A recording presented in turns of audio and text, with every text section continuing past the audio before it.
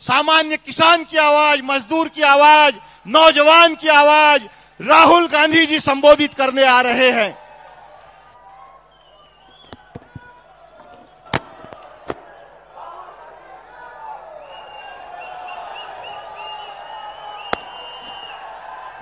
नाना पटोले जी,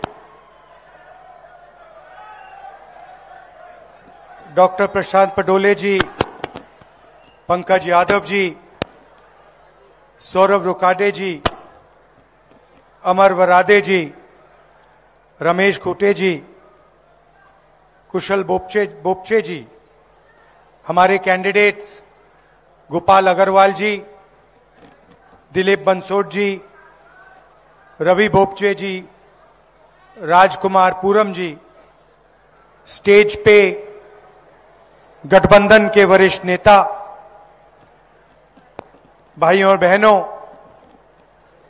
Congress party के और गठबंधन के हमारे प्यारे कार्यकर्ता, प्रेस के हमारे मित्रों, आप सबका यहां बहुत बहुत स्वागत, नमस्कार। आपका मूड कैसा है? मूड ठीक है?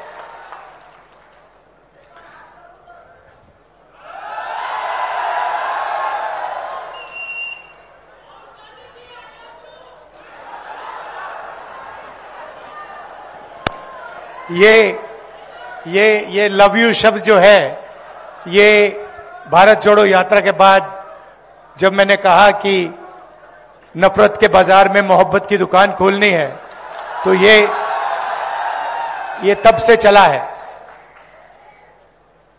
और अजीब सी बात है, क्योंकि ये बहुत जरूरी शब्द है, इसका सब लोग प्रयोग करते हैं, मगर राजनीति में यह शब्द गायब था। राजनीति में सिर्फ नफरत, हिंसा, गुस्सा, ये चीजें फैलाई जा रही थी। तो इसलिए हमने सोचा कि देखिए, अगर दूसरे साइड ने नफरत का ठेका ले रखा है, तो हम मोहब्बत का ठेका ले लेते हैं, और उसमें फायदा भी है। क्योंकि नफरत को आप जानते हो, भाई भाई से लड़ता है, नफरत को नफरत नहीं काट सकती है। सही बात है, गलत बात है? कोई आपसे नफरत करता है, आप उससे जाके और नफरत करो तो बात नहीं कटती। मगर कोई भी आपसे नफरत करे और आपने उसे मोहब्बत दिखा दी, नफरत कट जाती है, खत्म हो जाती है। यह कांग्रेस पार्टी की सोच है, महात्मा गांधी जी की सोच है, अंबेडकर जी, फूले जी।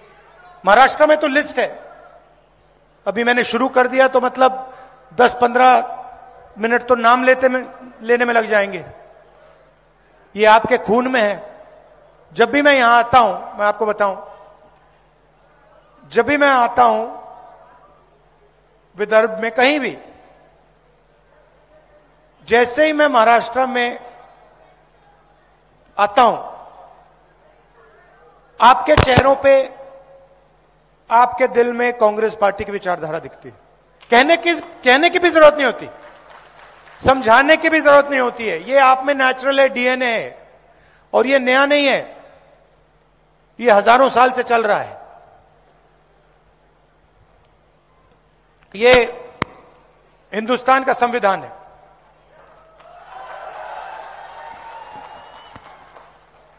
मोदी जी कहते हैं कि लाल रंग वाला संविधान दिखा रहा हूं। मतलब इसके अंदर जो लिखा है, ये आजादी के समय की बातें नहीं है।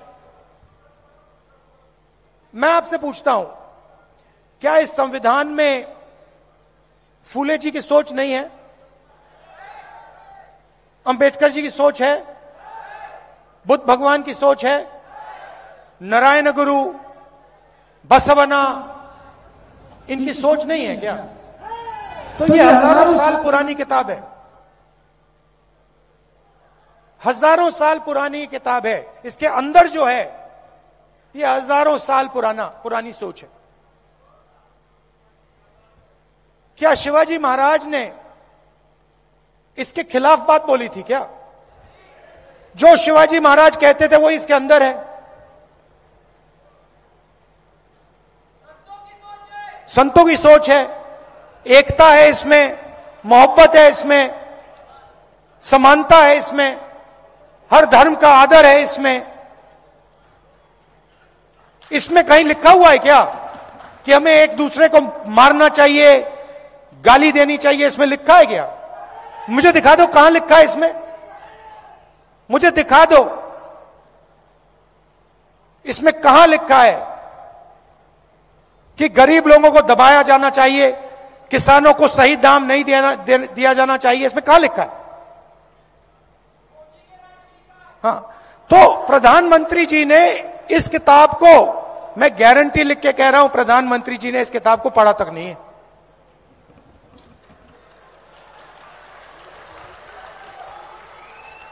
क्योंकि अगर प्रधानमंत्री ने यह किताब पढ़ी होती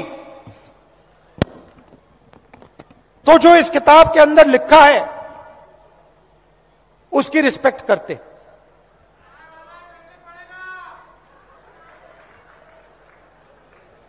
अब कॉन्स्टिट्यूशन से, संविधान से हिंदुस्तान की संस्थाएं निकलती हैं। इस किताब में लिखा है कि एक व्यक्ति को एक वोट मिलना चाहिए, इसमें लिखा है। इलेक्शन होते हैं, हिंदुस्तान में लोकतंत्र है, इसके कारण है। और यह है तो अंबेडकर जी के कारण, गांधी जी के कारण, फूले जी, बुद्ध भगवान, और 24 घंटा नरेंद्र मोदी जी, आरएसएस के लोग इस पर आक्रमण करते हैं। इस पे कहीं लिखा हुआ है कि महाराष्ट्र की सरकार को चोरी करना चाहिए? लिखा है कहीं इसमें कि एमएलए को पैसा देकर महाराष्ट्र की सरकार गिरानी चाहिए? इसमें लिखा है? तो जब इन्होंने महाराष्ट्र की सरकार को आपके हाथों से चोरी किया तो इन्होंने इसको कमजोर किया, हां या ना? जब ये अपने लोगों को हिंदुस्तान की सारी यूनिवर्सिटीज में वाइस चांसलर बनाते हैं तो इसको ये कमजोर करते हैं, मजबूत करते हैं? जब ये किसान को सही एमएसपी नहीं देते, जब ये अदानी और अंबानी जैसे लोगों का 16 लाख करोड़ रुपए कर्जा माफ करते हैं, इसको ये मजबूत करते हैं, कमजोर करते हैं? सीधी सी बात है। मुझे दिखा दो इसमें कहां लिखा है कि अदानी जी जैसे लोगों को 16 लाख करोड़ रुपए कर्जा माफ करके देना चाहिए? इसमें कहां लिखा है कि महाराष्ट्र से बड़े बड़े उद्योग लेकर दूसरे प्रदेशों में भेज देने चाहिए?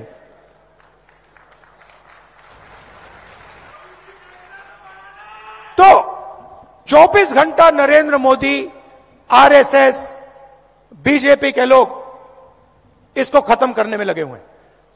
सामने से नहीं बोल सकते, क्योंकि सामने से बोल दिया, गलती से भी बोल दिया तो फिर हिंदुस्तान की जनता एकदम उन पर टूट पड़ेगी। इसीलिए वो छुप छुप कर बंद कमरों में संविधान की हत्या करते हैं। क्या जब आपकी सरकार छीनी गई, जब विधायकों को करोड़ों रुपए दिए गए, उन्होंने वो काम बंद कमरों में किया या आपके सामने किया? बंद कमरों में किया ना।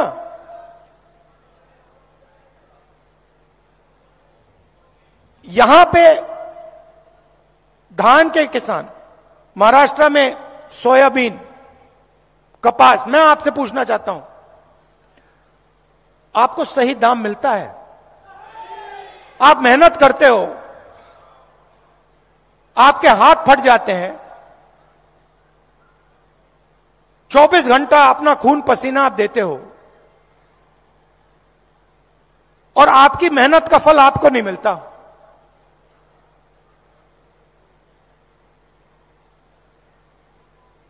अदानी जी के हाथ नहीं फटते, मैंने हाथ कभी मिलाए नहीं है, मगर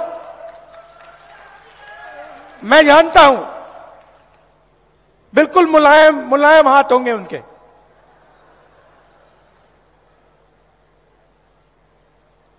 खेत में कभी शायद गए भी नहीं है, मगर हिमाचल में अगर आप सेब बेचना चाहते हो तो पहले अदानी जी के गोदाम में डालना पड़ेगा। नरेंद्र मोदी जी 3 काले कानून लाए, देश में सारे के सारे किसान उसके खिलाफ खड़े हो गए और नरेंद्र मोदी भाषण में कहते हैं मैं तो ये बिल किसान के फायदे के लिए लाया था। अगर आप किसान का फायदा करने की कोशिश कर रहे थे तो किसान सड़कों पे क्यों उतरा? क्योंकि किसान जानता है कि आप किसान की कभी मदद नहीं करते हो। 16 लाख करोड़ रुपए आपने अरबपतियों का कर्जा माफ किया। मैं पूछता हूं, नरेंद्र मोदी जी ने 10-11 साल में कितने किसानों का कर्जा माफ किया है? एक का नहीं किया है। सारा का सारा प्राइवेटाइज कर देते हैं। आस्ते आस्ते शुरू किया। पहले हिंदुस्तान के पोर्ट पकड़ा दिए, उसके बाद एयरपोर्ट, और अब 1 लाख करोड़ रुपए धारावी की जमीन अदानी जी के हवाले की जा रही है। और मीडिया में आपने सुना है क्या? मीडिया में आपने कभी, टीवी देखते हो, किसान का चेहरा देखा आपने टीवी पे? कभी टीवी पे आपने मजदूर को देखा है? कभी बेरोजगार युवा को चिल्लाते हुए देखा आपने? अंबानी की शादी देखी ना, डांस गाना देखा ना आपने वहां पे? मोदी जी गए थे ना, राहुल गांधी गया था। तो सीधी सी बात है, वो उनके हैं, मैं आपका हूं।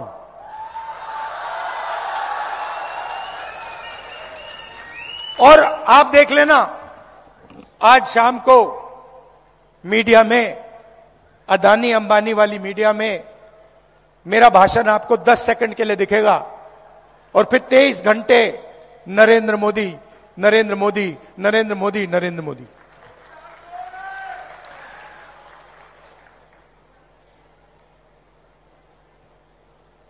हिंदुस्तान में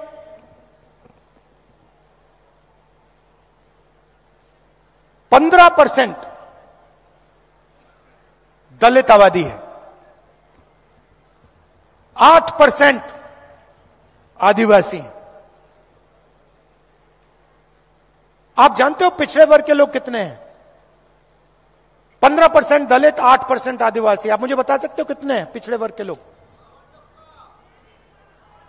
कोई नहीं जानता। कोई कहता है 52, कोई कहता है 50, कोई कहता है 55। सब जानते हैं कि ओबीसी पिछड़ा वर्ग काफी है, मगर कितने हैं कोई नहीं जानता। आप ओबीसी को, दलित को, आदिवासी को, माइनॉरिटी को जोड़ दो, 90% आबादी बनती है। 90%। हिंदुस्तान के कम से कम 50% ओबीसी वर्ग है।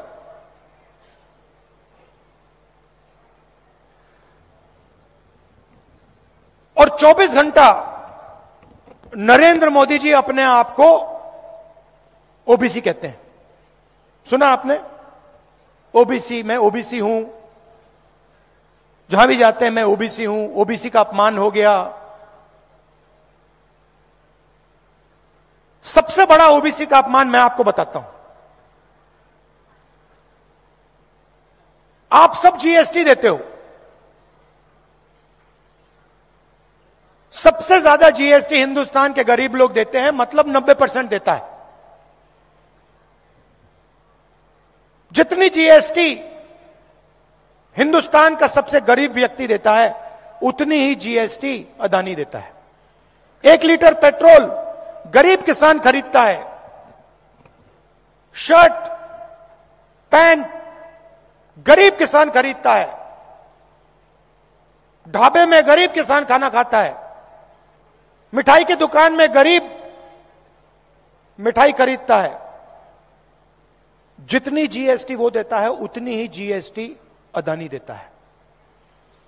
मतलब सबसे ज्यादा जीएसटी पिछड़े वर्ग के जेब से निकलती है, दलितों के जेब से निकलती है, आदिवासियों के जेब से निकलती है। सच्चाई है ये। अदानी जीएसटी नहीं देता, आप देते हो। ये जीएसटी का पूरा पैसा हिंदुस्तान की सरकार के पास जाता है। और आपने देखा होगा, हर साल फाइनेंस मिनिस्टर आती है लोकसभा में, छोटा सा ब्रीफकेस लेके आती है, खोल देती है और बजट पेश करती है। देखा आपने?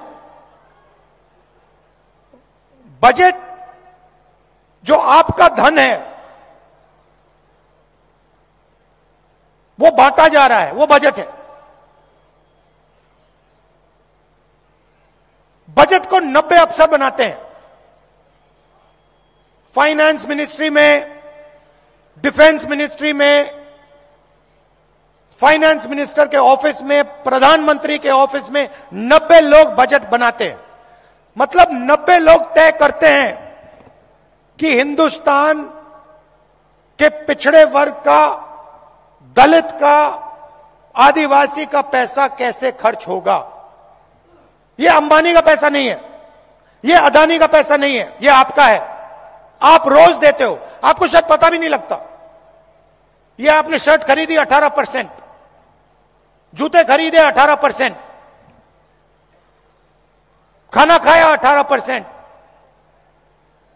किसान मेहनत कर रहा है 18%, फावड़ा खरीदा 18%, 20%, 28%, 15%, जाता रहता है, निकलता रहता है, अंत में वहां पहुंचता है।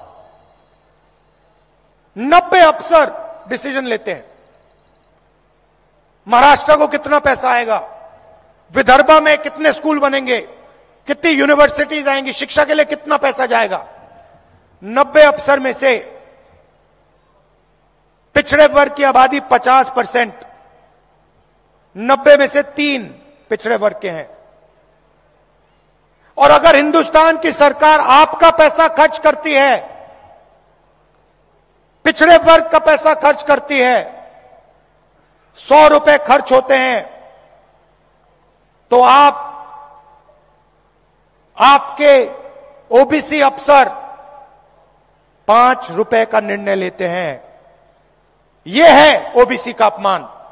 आपकी आबादी 50%, आपकी भागीदारी 5%। यह सच्चाई है। दलित अफसर, आपकी आबादी 15%, 100 रुपए का निर्णय होता है, आप 1 रुपये का निर्णय लेते हो। आपकी भागीदारी 15%,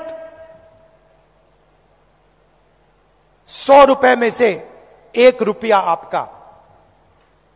और आदिवासी भाई, उनकी आबादी 8%, भागीदारी 100 रुपए में से 10 पैसे। भागीदारी 100 रुपए में से 10 पैसे उनके। तो अगर आप पिछड़ों को, दलितों को, आदिवासियों को जोड़ दो, 100 रुपए खर्च होते हैं, 6 रुपए 10 पैसे का निर्णय आप लोग लेते हो।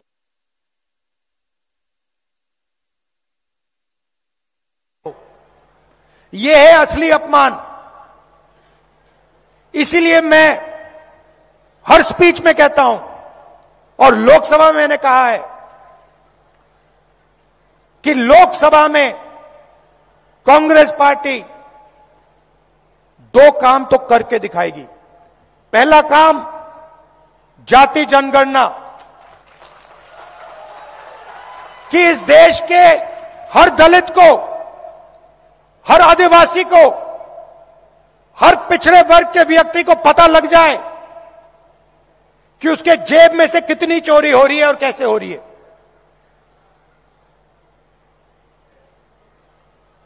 दोहराता हूं कि देश के हर दलित को, हर आदिवासी को, हर पिछड़े वर्ग के व्यक्ति को पता लग जाए कि उसके जेब में से कितना पैसा छीना जा रहा है। जाति जनगणना में सबको पता लग जाएगा कि आबादी किसकी कितनी है। जाति जनगणना में हम यह भी पता लगाएंगे कि हिंदुस्तान की संस्थाएं जो हैं उसमें दलित कितने, आदिवासी कितने, पिछड़े कितने। मीडिया को देखो, हर शाम टॉक शो होते हैं, इनकी बातचीत होती है। मुझे नाम बता दो इनके मालिकों में से, बड़े बड़े पत्रकारों में से मुझे एक ओबीसी, एक दलित, एक आदिवासी नाम बता दो। कौन सा है बता दो। एक भी नहीं मिलेगा आपको। 24 घंटा बातचीत चलती रहती है। 90% लोग तो है ही नहीं मीडिया में। हिंदुस्तान की सबसे बड़ी कंपनियों की बात करो, 200 सबसे बड़ी कंपनियों की लिस्ट निकालो, उनके मालिकों की लिस्ट निकालो, मुझे दिखा दो उनमें ओबीसी कौन है, दलित कौन है, पिछड़े वर्ग का आदिवासी कौन है। कोई नहीं है, एक नहीं है। अदानी जी की कंपनी की लिस्ट दिखा दूंगा आपको, मैनेजमेंट की लिस्ट दिखा दूंगा, उसमें एक आपको ओबीसी नहीं मिलेगा, एक दलित नहीं मिलेगा, एक पिछड़ा वर्ग का नहीं मिलेगा। करोड़ों रुपए की सैलरी होती है, मगर उसमें एक दलित नहीं, एक आदिवासी नहीं, एक पिछड़ा नहीं। और गलती से एक आ गया तो उसको पीछे कमरे में बैठा देंगे। यही हालत जुडिशरी में।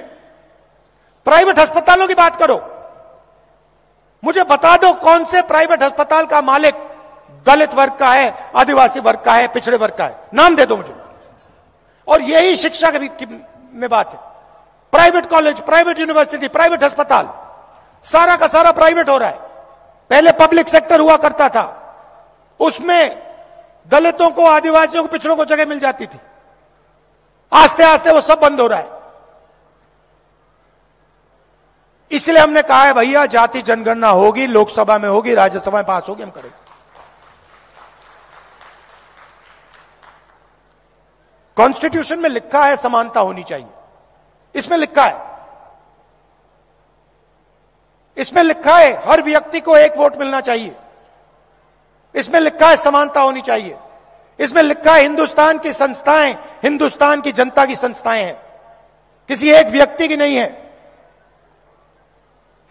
तो पहला काम जाति जनगणना। दूसरा काम, ये जो 50% का बना रखा है, रिजर्वेशन का लिमिट लगा रखा है, इसको तोड़ के हम अलग कर देंगे, परे कर देंगे। हमें 90% वाला हिंदुस्तान चाहिए, जिसमें किसानों की रिस्पेक्ट हो, मजदूरों की रिस्पेक्ट हो, छोटे व्यापारियों की रिस्पेक्ट हो। आज 20-25 लोगों के पास हिंदुस्तान का पूरा धन है। छत्तीसगढ़ में हमने सरकार बनाई, हमने पहले ही वायदा कर दिया कि हम धान के लिए छत्तीसगढ़ के किसान को 3,000 रुपए देंगे, खत्म। और फिर चेक कर लो छत्तीसगढ़ के लोगों से जाके पूछ लो मिला या ना मिला। कर्नाटक में हमने कहा कर्जा माफ होगा, महालक्ष्मी योजना होगी, महिलाएं बस में फ्री जाएंगी, पता लगा लो हुआ या नहीं हुआ। तो मैंने मन बना लिया है, जितना पैसा नरेंद्र मोदी अरबपतियों को देगा उतना पैसा हम महाराष्ट्र के किसानों को, मजदूरों को, गरीबों को देंगे। इसीलिए हमारी पहली योजना, यहां जो महिलाएं आई हैं आप अच्छी तरह सुन लीजिए, महालक्ष्मी योजना, हर महीने 3,000 रुपए आपके बैंक अकाउंट में खटाखट खटाखट खटाखट अंदर। और महाराष्ट्र में जब आप बस में जाएंगी आपको अपने जेब से 1 रुपया नहीं देना पड़ेगा। किसानों को 3 लाख रुपए तक का कर्जा माफ होगा, और चाहे वो और आपकी प्रोक्योरमेंट होगी तो एमएसपी पे आपकी प्रोक्योरमेंट होगी। मैं जानता हूं कि चाहे धान के किसान हो, कपास या सोयाबीन, मैं जानता हूं आपके साथ क्या होता है, आपको सही दाम नहीं मिलता है। हमारी पूरी कोशिश होगी कि चाहे वो धान के किसान हो, सोयाबीन के किसान हो, कपास के किसान हो, आपको मार्केट में सही रेट मिले। हर गरीब व्यक्ति को 25 लाख रुपए का हेल्थ इंश्योरेंस हमारी सरकार देने जा रही है। जैसे मैंने कहा, सारे के सारे अस्पताल इन्होंने प्राइवेट कर दिए हैं। स्टेंट लगानी पड़ती है, इलाज करवाना पड़ता है। गरीब किसान हो, मजदूर हो, बेरोजगार युवा हो, लाखों रुपए लग जाते हैं। इसलिए हमारी योजना आपको 25 लाख रुपए तक हेल्थ इंश्योरेंस में ऑपरेशन करवाने के लिए, इलाज करवाने के लिए देगी। और आखिरी बात, नरेंद्र मोदी जी ने पूरे देश में बेरोजगारी फैला रखी है। ये इन्होंने जो नोटबंदी की, ये जो गलत जीएसटी इन्होंने लागू की, अरबपतियों का 16 लाख करोड़ रुपया इन्होंने कर्जा माफ किया है। इससे हिंदुस्तान की रोजगार की जो रीढ़ की हड्डी थी ये टूट गई है। ये सच्चाई है। अदानी जी, अंबानी जी देश को रोजगार नहीं दे सकते हैं। देश को रोजगार छोटे व्यापारी, स्मॉल और मीडियम बिजनेस चलाने वाले, ये लोग देते हैं। और इन सबको नरेंद्र मोदी जी की पॉलिसीज ने खत्म कर दिया है। आज हालत यह है कि हिंदुस्तान अपने युवाओं को रोजगार नहीं दे सकता है। इसीलिए महाराष्ट्र के युवाओं को 4,000 रुपए अलाउंस हमारी सरकार देने जा रही है। और जो 2.5 लाख सरकारी नौकरियां हैं जिनको बीजेपी की सरकार नहीं भरती है, उनको हम भर के आपके हवाले करने जा रहे हैं। अंत में मैं आपको याद दिलाना चाहता हूं कि यह विचारधारा की लड़ाई है, यह संविधान की लड़ाई है। और नरेंद्र मोदी जी, आरएसएस के लोग, बीजेपी के लोग इस संविधान को, अंबेडकर जी के संविधान को, गांधी जी के संविधान को खत्म करने में लगे हैं। सामने से नहीं करते हैं, बंद कमरों में करते हैं, सरकारों को गिराकर करते हैं, किसानों से धन छीनकर करते हैं, अरबपतियों को कर्जा माफ करके इस पर आक्रमण करते हैं। इसीलिए लड़ाई इसकी है, संविधान को बचाने की लड़ाई है। नफरत को मोहब्बत से हराने की लड़ाई है। यह मोहब्बत की किताब है, इसमें आप पढ़ लो, इसमें आपको नफरत कहीं नहीं मिलेगी। नफरत आपको बीजेपी के लोगों के दिल में मिलेगी, इस किताब में नहीं मिलेगी। कांग्रेस पार्टी के कार्यकर्ता के दिल में आपको कभी नहीं मिलेगी, कांग्रेस पार्टी के नेताओं के दिल में आपको कभी नहीं मिलेगी, इंडिया गठबंधन के नेताओं के दिल में आपको नफरत नहीं मिलेगी। यही लड़ाई है और ये आपके खून के अंदर है। ये संविधान, ये आपके डीएनए में है, ये आपके खून में है। और मैं जानता हूं, जो मैं आपसे कह रहा हूं आप समझ रहे हो। मैं जानता हूं कि आप हर रोज इस संविधान की रक्षा करते हो, नफरत को मोहब्बत से काटते हो। जैसे मैंने कहा, भारत जोड़ो यात्रा में जो मैंने कहा